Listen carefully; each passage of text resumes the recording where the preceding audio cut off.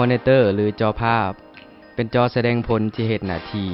แสดงผลข้อมูลขณะที่คอมพิวเตอร์กำลังเฮ็ดเวียกเพื่อติดต่อและสื่อสารกันระหว่างคอมพิวเตอร์กับผู้ใช้งาน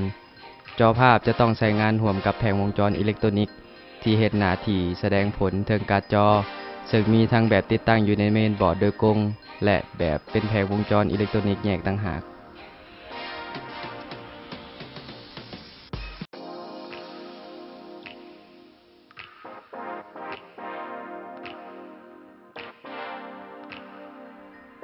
เคสคอมพิวเตอร์ก็คือกล่องสำหรับบรรจุอุปกรณ์ต่างๆของคอมพิวเตอร์เอาไว้ข้างในเพื่อใช้ประโยชน์ในการยึดอุปกรณ์ให้มีความมั่นคงกระทัดรัดเคลื่อนย้ายได้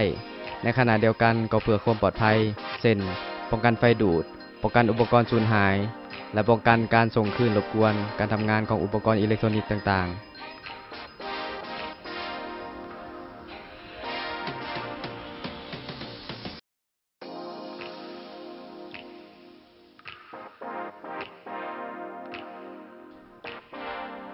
CPU หรือ Central Processing Unit คือหน่วยประมวลผลกลางเป็นสมองของคอมพิวเตอร์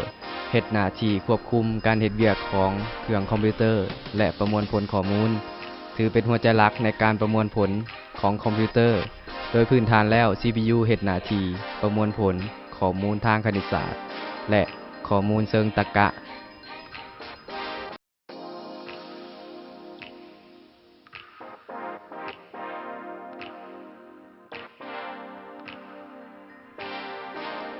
แฟน CPU หรือ Computer Cooling คือระบบความเย็นระบายความร้อนเฮ็ดหน้าที่ระบายความร้อนให้กับ CPU ที่เฮ็ดเวียกอยู่บ่ให้เกิดความร้อนสูงเมื่อคอมพิวเตอร์เฮ็ดเวียกหรือ CPU กำลังประมวลข้อมูลอยู่ดังนั้นจึงมีความสำคัญต่อเครื่องคอมพิวเตอร์ระบบความเย็นของเครื่องคอมพิวเตอร์ประกอบไปด้วยระบบความเย็นตัวเครื่องคอมพิวเตอร์ระบบความเย็นของแหล่งจ่ายไฟสำหรับคอมพิวเตอร์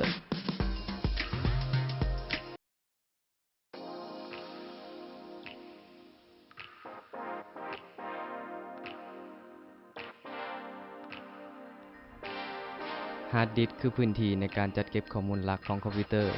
เฮ็ดหน้าที่จัดเก็บข้อมูลต่างๆของคอมพิวเตอร์บ่ว่าจะเป็นข้อมูลในระบบปฏิบัติการต่างๆที่ใช้ขับเคลื่อนเครื่องคอมพิวเตอร์นั้นๆหรือข้อมูลและรูปแบบของโปรแกรมประยุกต์หรือแฟ้มงานต่างๆล้วนถูกเก็บรักษาเอาไว้ในฮาร์ดดิสก์นั่นเองดังนั้นจึงบอกได้เลยว่าฮาร์ดดิสก์เป็นอุปกรณ์ที่จำเป็นและสำคัญที่สุดก็ว่าได้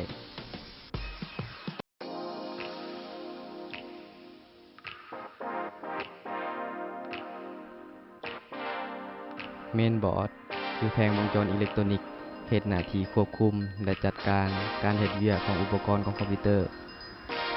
เป็นจุดเชื่อมต่ออุปกรณ์ต่างๆเข้าด้วยกันเช่นฮาร์ดดิสก์หน่วยประมวลผลกลางโดยเมนบอร์ดจะรับส่งข้อมูลต่างๆไปยัง CPU และคำสั่งที่ได้รับการประมวลผลจาก CPU จะถูกนำส่งไปยังอุปกรณ์นั้นๆเพื่อให้การเฮ็ดเวียกต่างๆบ่ติดขัด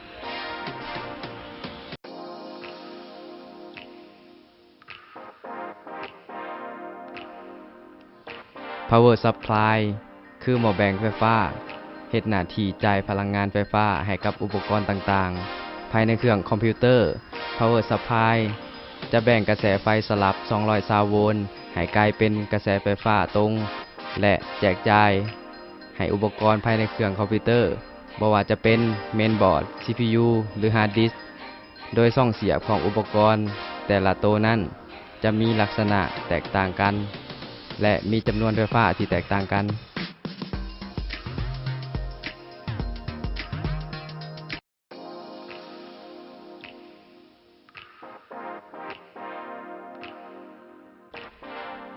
RAM หรือ Random Access Memory คือหน่วยความจำหลักของเครื่องคอมพิวเตอร์ซึ่งบันทึกข้อมูลชั่วคราวเฮ็ดหน้าที่รับข้อมูลหรือสูตรคำสั่งจากโปรแกรมสำเร็จรูปต่างๆที่กำลังเปิดใช้งานอยู่ในคอมพิวเตอร์แล้วส่งไปยัง CPU ซึ่งเป็นหัวใจหรือสมองของเครื่องคอมพิวเตอร์นั้นๆให้ประมวลผลคำนวณและวิเคราะห์ข้อมูลต่างๆตามต้องการเมื่อ CPU คำนวณแล้วจะส่งผลการคำนวณหรือวิเคราะห์นั้นๆมายัง RAM เพื่อส่งต่อไปยังโปรแกรมเจ้าของสูตรคำสั่ง ก่อนจะแสดงผลของการคำนวณออกมาทางหน้าจอภาพ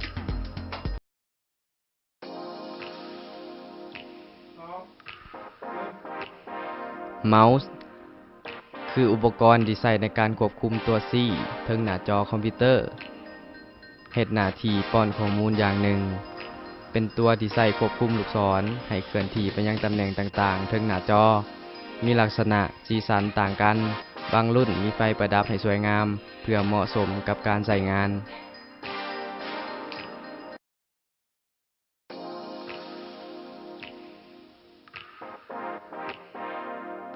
คีย์บอร์ดคืออุปกรณ์หลักที่ใช้ในการนำข้อมูลลงเครื่องคอมพิวเตอร์เฮ็ดหน้าที่รับคำสั่งและนำข้อมูลเข้าเครื่องคอมพิวเตอร์ประกอบไปด้วยปุ่มตัวอักษรปุ่มตัวเลขและสัญลักษณ์ต่างๆเพื่อให้สามารถใส่ข้อมูลเข้าสู่เครื่องคอมพิวเตอร์แป้นพิมพ์เป็นอุปกรณ์รับข้อมูลเบื้องต้นที่มีลักษณะการเฮ็ดเวียกคล้ายคือกับเครื่องพิมพ์ดีด